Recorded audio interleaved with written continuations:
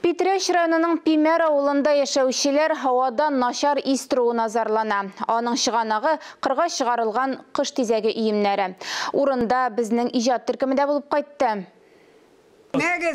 Тышка медицина бидлекләрен киеп чыгу авыл халкының мәҗбүри йоласына әйләнеп бара. Маску одеваем, маску сейчас нам помощник. Пимер авылында бидлек режимы вакыты шикләнмәгән. Бу начар исән саклануның бердәнбер чарасы.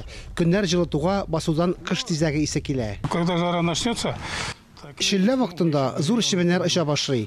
Искә чыда булмый. Хәтта тәрәзәләрне дә ачмыйбыз. Городские дети, они приезжают сюда свежим воздухом подышать. Шәһәр балаларын биргә кайтармый башладылар. Күрәсезме, балалар юк, авыл буш. Элек халык күп була иде. Начар ис проблемасы халыкны инде берничә ел борчый. Туры юлдан авылдан кырга юнәләбез. Тирес урынын ис буенча таптык. Ашлама өчен кырга чыгарылган тиресне таратырга өлгермәгәннәр.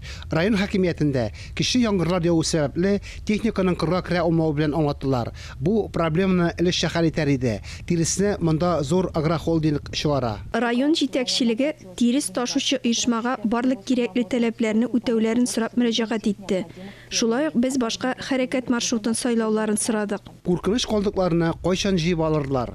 Тавык тизәге шундыйлар рәтенә керә. Бу сорауны без агрохолдингка язмача юлладык. Җавапны якын арада бирергә вәгъдә иттеләр. Фарис Мөхәммәтов, Айнур Вәлиәхмәтов, Илдар Галәүддинов, Татарстан яңалыклары, Питрәш районы.